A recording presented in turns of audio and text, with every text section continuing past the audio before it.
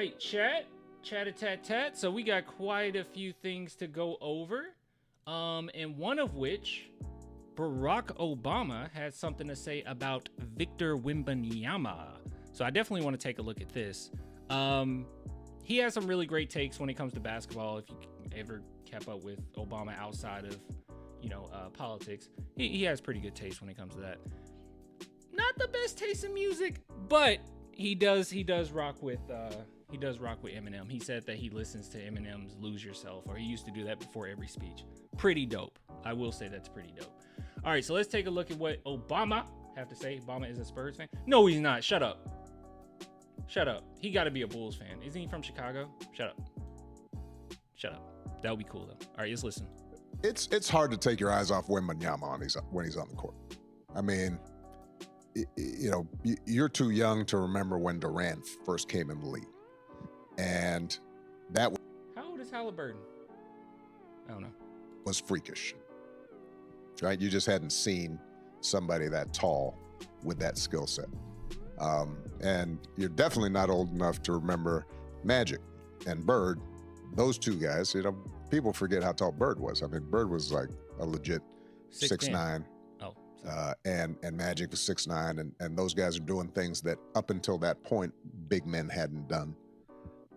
But to see a guy, he makes the rest of y'all just look tiny. Yeah, it's unbelievable. I mean, that wasn't the best. Is there more to this? No, there got to be more to this. We're going to YouTube. Nah, I'm going to the transcript. It seemed like he had a follow-up there and they cut it off. Let's see here. Show transcript. And we're gonna look for control, find, tiny. Y'all just look tiny. Here we go. y'all just look tiny. Yeah, it's unbelievable. I mean, and to see, his growth curve, it's hard not to watch them. And the Spurs, right? I think he's talking about the Spurs. And Anthony Edwards, I enjoy. Oh, okay. No, he was just talking about Wemby and Luka, I believe. All right, so cool. Yeah, man, that's really cool, man. It's like to the point where everybody is talking about Wemby, and he is a very hard man to impress when it comes to basketball. So I am here for it. I'm excited. This just gets me so hyped for the season. At 101, he talks about his fave teams. Shut up. He's not going to say the Spurs. He's not going to say the Spurs. He has to be a Bulls fan. He's a traitor if he isn't a Bulls fan. Hold on. I enjoyed watching most over the last decade. It's the Warriors, and before that, it was the Spurs. I just like that style of basketball, right? The beautiful game and the ball's popping and nobody's just backing up and dribbling the whole time. And you guys are playing that style of ball. Now, you got to pick up that defense a little bit. One thing I never understood is how people would say that the Spurs were boring to watch. Even my brother, back then when I was a huge Spurs fan, everybody around me were confused. They were like, why are you a Spurs fan? I'm not from San Antonio. I got to say that like 50 million times because everyone always asks like, where are you from? Are you from I'm not from San Antonio. Far from it. But so nobody around me in school, my family, nobody was a Spurs fan at all. Like I had no influences to become a Spurs fan other than Manu Ginobili was awesome. And that's what caused me to start watching them. But I never thought that they were boring. And I remember at that time, everyone was saying how boring the Spurs were to watch. I still don't get it. I still don't understand it to this day. Maybe it's because when I was introduced to my favorite team that I got accustomed to the way that they play ball. But I just do not see how you can watch the Spurs with all this ball movement and just how pretty it is and say that was not fun to watch. I don't get that. Man, that 2014 championship team was magical, just saying.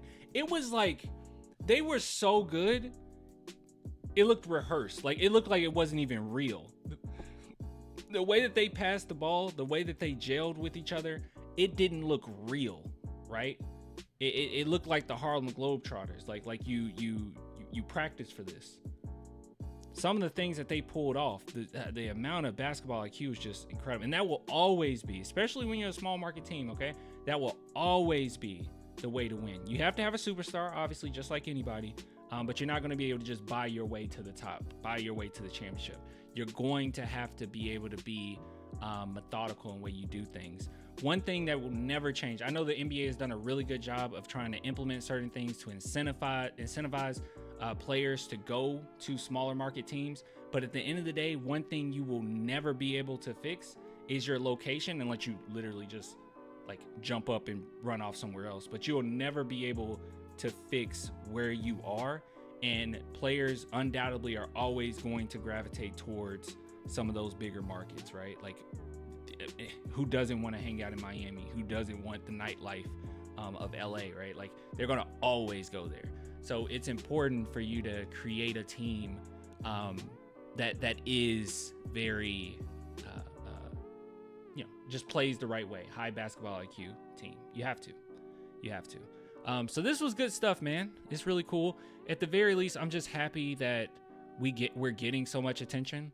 And yeah, it's just more proof that we're on the rise, baby. We're on the rise. Coming from New York, I feel you on the Spurs being boring. Watching the team, I was always a fan of their ball movement and Tim Duncan fundamental plays. Yeah, I never understood that, right? I never get it. I never. People used to say it all the time, like, oh, they're old guys. Oh, they don't play the right. I don't get it. Even going back and watching some of those plays, back when we had McDice, I remember telling my brother like how good McDice was for the team. He was like, McDice, but it was like fun to watch. It was fun to watch. He had that really neat game winner that one time. I don't think he had any other game winners other than that one time. I believe that was a tip in, right? Was it a tip in, a putback block, or a putback dunk? I don't know. I remember. I don't know why that's so vivid in my memory. I don't think it was a playoff game or anything. I don't know. It was like watching a scripted match. I totally missed your comment there. I'm sorry, but yeah, you're right. Yeah. So I don't know. I think the Spurs should definitely get more credit than they do. But obviously, good take here. Obviously, good take. Bama usually has really good takes. Oh, good media takes too. Music is all right. Sometimes, but it is what it is. Let's see what some of the comments have to say about that. We really got Tyrese Halliburton interviewing President Obama before GTA 6. That is true. Barack Obama being the first guest of the new era is insane. What? Welcome to the young man. This isn't like their first video or something. What do you mean? What does he mean?